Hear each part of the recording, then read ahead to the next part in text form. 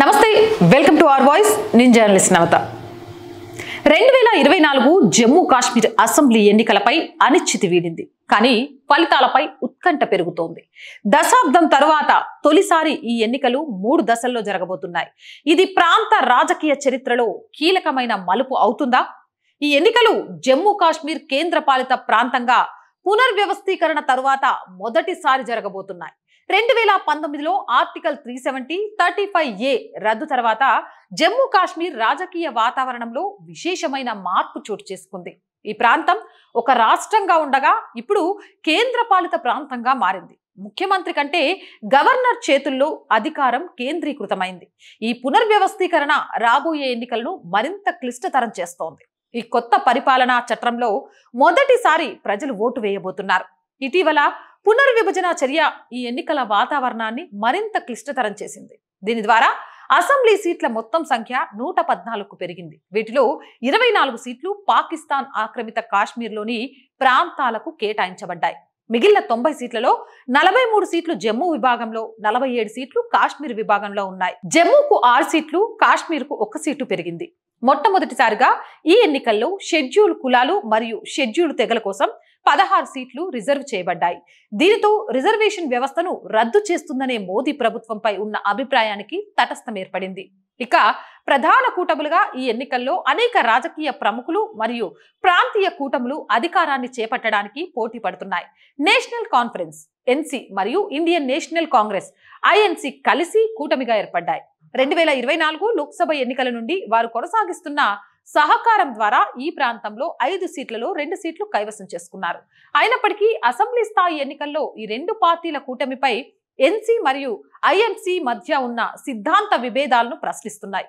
ఇక అబ్దుల్లా కుటుంబం నేతృత్వంలో ఉన్న ఎన్సీ కాశ్మీర్లో విపరీతమైన ప్రభావాన్ని కలిగి ఉంది కాంగ్రెస్ జమ్మూలో బలమైన ఉనికిని కలిగి ఉంది అయితే గులాం నబీ ఆజాద్ మాజీ ముఖ్యమంత్రి కాంగ్రెస్ నుంచి బయటకు వచ్చి డెమోక్రటిక్ ప్రోగ్రెసివ్ ఆజాద్ పార్టీ డిపిఏపిని స్థాపించడం ద్వారా ఈ కూటమి బలహీనపడింది ఈ కొత్త రాజకీయ శక్తి ముఖ్యంగా ఎన్సీ పట్ల ఉన్న అవినీతి ఆరోపణలు ఎన్సీ కాంగ్రెస్ కూటమికి సవాల్గా నిలుస్తోంది ఇక మరోవైపు భారతీయ జనతా పార్టీ జమ్మూ ప్రాంతంలో బలంగా ఉంది అక్కడ వారు 2 లోక్సభ సీట్లను సునాయాసంగా మెజారిటీతో గెలుచుకున్నారు 2024 లోక్సభ ఎన్నికల్లో వారి మధ్యస్థ ఫలితాల నుంచి నేర్చుకొని బీజేపీ రామ్ మాధవ్ను వేగంగా రంగంలోకి దింపింది 2015లో బీజేపీ పీడీపీ కూటమిని ఏర్పరచడంలో కీలక పాత్ర పోషించిన ఆయన ఆర్ఎస్ఎస్ ప్రముఖుడు రామ్ మాధవ్ జమ్మూ కాశ్మీర్లో స్థానిక నాయకులతో బీజేపీ సంబంధాలను బలోపేతం చేయడానికి నిమగ్నమవుతున్నారు అదనంగా పునరావాసం పొందిన కాశ్మీర్ పండితులను తిరిగి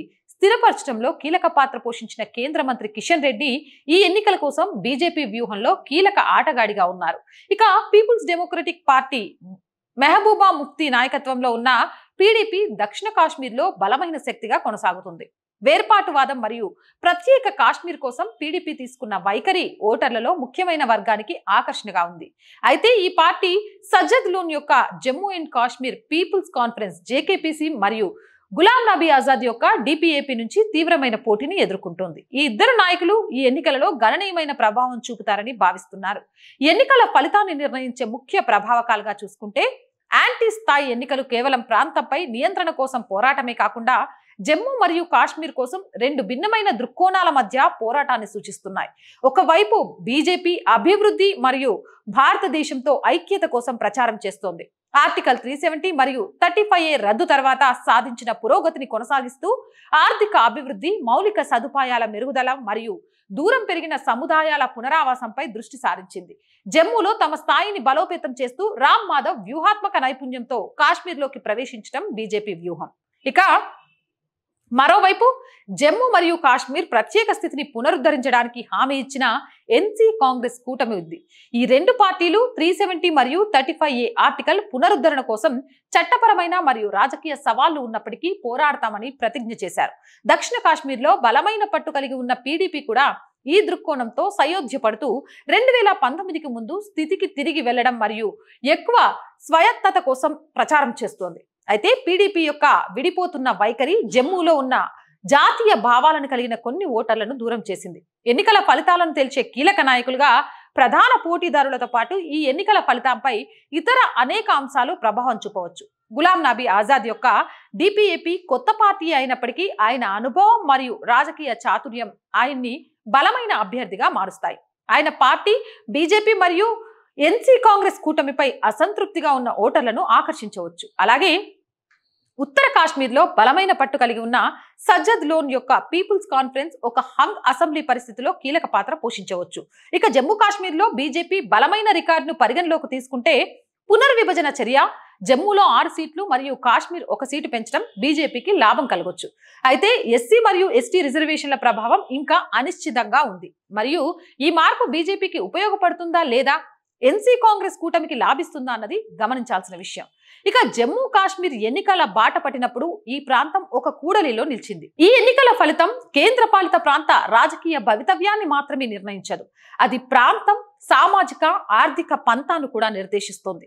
బీజేపీ అభివృద్ధి మరియు ఐక్యత దృష్టిని ఓటర్లు ఎన్నుకుంటారా లేక ప్రత్యేక స్థితి పునరుద్ధరణకు హామీ ఇచ్చిన ఎన్సీ కాంగ్రెస్ పీడీపీ కూటమి వైపు మొగ్గుతారా? దీని సమాధానం కేవలం జమ్మూ మరియు కాశ్మీర్కే కాకుండా దేశం మొత్తానికి విస్తృతమైన ప్రభావాలను కలిగిస్తుంది. ప్రస్తుత రాజకీయ గమనికలను పరిగణలోకి తీసుకుంటే హంగ్ అసెంబ్లీ అనేది సాధారణ ఫలితంగా కనిపిస్తోంది. ఈ పరిస్థితుల్లో ఎన్నికల తర్వాత కూటముల ఏర్పాటుకు అవకాశాలు కొట్టిపారేరాని. ఇక బీజేపీ మెజారిటీ సాధించకపోతే పీడీపీ ఎన్సీ మరియు కాంగ్రెస్ తో కలిసి ప్రభుత్వం ఏర్పాటు చేయవచ్చు. లేదంటే బీజేపీ 30 సీట్లకు పైగా గెలిస్తే ఆజాద్ యొక్క డిపిఏపి లోన్ యొక్క పీపుల్ కాన్ఫరెన్స్ మరియు ఇతర స్వతంత్రుల మద్దతుతో ప్రభుత్వాన్ని ఏర్పాటు చేయవచ్చు. 2024 జమ్మూ మరియు కాశ్మీర్ అసెంబ్లీ ఎన్నికలు కేవలం ఇంకో ఎన్నికే కాకుండా ఈ ప్రాంత రాజకీయ భవితవ్యానికి ఒక గణనీయమైన పరీక్ష. ఆర్టికల్ 370 మరియు 35A రద్దు తర్వాత కొత్త కేంద్ర పాలిత ప్రాంతం స్థితిలో జరుగుతున్న మొదటి ఎన్నికలుగా వీటికి అపారమైన ప్రాముఖ్యత ఉంది. ఫలితం జమ్మూ కాశ్మీర్ ప్రజలు కొత్త రాజకీయ వాస్తవాన్ని స్వీకరించడానికి సిద్ధంగా ఉన్నారా లేదా, వారు పాతవైన కానీ వివాదాస్పదమైన హామీలను పట్టుకొని ఉంటారా అనేది ప్రతిబింబిస్తుంది. పందాలు ఉన్నత స్థాయిలో ఉన్నాయి మరియు యుద్ధ రేఖలు స్పష్టంగా కనిపిస్తున్నాయి. ఓటర్లు ఎన్నికలకు వెళ్ళినప్పుడు వారు కేవలం ఒక ప్రభుత్వాన్ని ఎన్నుకోవడం లేదు, వారు జమ్మూ కాశ్మీర్ భవిష్యత్తుకు ఒక దృష్టిని ఎన్నుకుంటున్నారు. ఏదేమైనా జమ్మూ కాశ్మీర్ ఎన్నికలు రసఖందాయంగా మారనున్నాయి అనేది చాలా క్లియర్ గా అర్థమవుతుంది. ఈ ఆర్టికల్ ని పేకేటి ప్రసాద్ గారు రాశారు. మరి పేకేటి ప్రసాద్ గారి ఆలోచనలో ఉన్న జమ్మూ కాశ్మీర్ ఎన్నికల ఫలితాల గురించి మీ అభిప్రాయం ఏంటి? కామెంట్ సెక్షన్ లో పెట్టండి. మోర్ వీడియోస్ కోసం మన ఛానల్ ని వెంటనే సబ్స్క్రైబ్ చేయండి. ఈ వీడియో నచ్చిందా? లైక్ చేయండి, షేర్ చేయండి, సపోర్ట్ చేయండి. అండ్ వీడియో చూస్తున్న ప్రతి ఒక్కరికి మళ్ళీ చిన్న రిక్వెస్ట్, ఈ ఛానల్కి ఆర్థికంగా చేయూత అనేది చాలా అవసరం. సనాతన ధర్మాన్ని, జాతీయవాదాన్ని ప్రభుత్వానికి ప్రజలకు వారధిగా ఉంటూ ముందుకు తీసుకువెళ్లాలని ఈ ప్రయత్నానికి ఆర్థికంగా మీ సహకారం చాలా చాలా చాలా ముఖ్యం. ₹1 నుంచి మీరు ఎంత సహాయం చేసినా కూడా ఈ ఛానల్కి అది పెద్ద సహాయమే అవుతుంది. కాబట్టి దయచేసి ఈ ఛానల్ చూస్తున్న ప్రతి ఒక్కరూ కూడా నిజాలను నిర్భయంగా చెప్పుకుంటూ దేశహితం కోసం అడుగులు వేస్తుంది ఆర్ వాయిస్ అనుకుంటే సపోర్ట్గా నిలవండి. చెప్పాను, ప్రతిరోజు చెప్తుందే, ఆఫీస్ నుంచి ఎంప్లాయీస్ శాలరీస్ నుంచి మొదలు పెడితే ప్రతిదీ కూడా దినదిన గండం 100 ఏళ్ల ఆయుష్గా ఉంది ఆర్థికంగా ఈ ఛానల్కి. మీరంతా సహకరిస్తే అది చాలా ఈజీ అయిపోతుంది. సో ప్లీజ్ సపోర్ట్ చేయండి. సపోర్ట్ చేయాలి అనుకునేవారు సబ్స్క్రిప్షన్ పక్కనే జాయిన్ అనే బటన్ కనిపిస్తుంది. 1 to 5 లెవెల్స్ ఉంటాయి. ఏదో ఒక లెవెల్లో సపోర్ట్ చేయండి.